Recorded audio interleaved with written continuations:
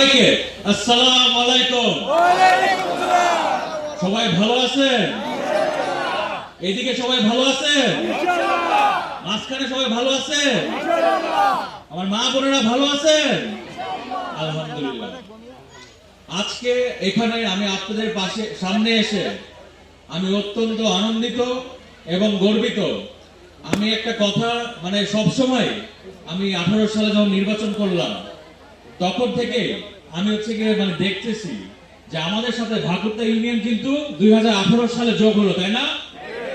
কিন্তু এটা সবাই শুনেন, আমাদের সাথে ভাকুরতা ইউনিয়ন 2008 সালে তো যোগ হলো, তাই না? কিন্তু 2008 সালে যোগ হইলেও আমি যখনই আমাদের ভাকুরতা ইউনিয়নে আসি আমার জীবনও মনে হয়নি যে 2008 এ যোগ হয়েছে, সারা জীবনই ছিল এরকম মনে হয়েছে।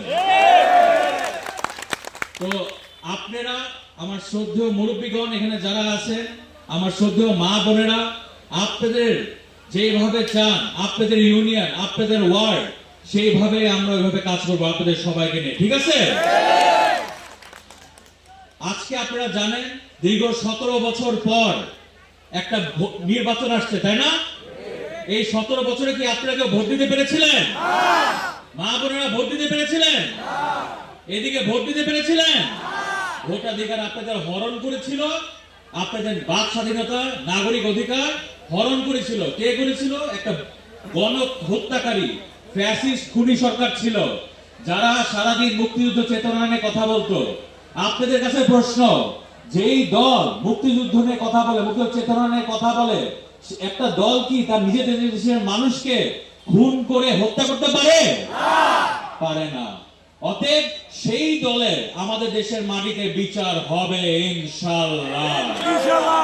এই দীর্ঘ 17টা বছর আপনারা এখানে যারা আছেন, আমার ভাকুরতা ইউনিয়ন নেতৃবৃন্দ, মামলা হামলা হুলিয়া পারিবারিক ভাবে আর্থিক ভাবে কত ধরনের অন্যায় অবিচার চালিয়েছে আপনাদের উপরে, কিন্তু আপনারা কেউ পিছে এক পাও দেন নাই, সামনে এগিয়ে গিয়েছে। এই জন্য আপনাদের প্রতি আমি কৃতজ্ঞতা প্রকাশ করছি এবং আপনাদেরকে ধন্যবাদ জানাচ্ছি। আপনারা দেখেন, বাংলাদেশে যখনই ক্রান্তিকাল একটা সময় আসে, যখন মানুষ দিক বেদিক সিদ্ধান্তহীন, তখন কোন পরিবার থেকে নেতৃত্ব আসে? সবসময় কোন পরিবার? জিয়া পরিবার। 1971 সালে মানুষ যখন দিক বেদিক সিদ্ধান্তহীন, স্বাধীনতার সময়, তখন মহান স্বাধীনতার ঘোষণাটা কে দিয়েছিল? শহীদ রাষ্ট্রপতি জিয়া রহমান।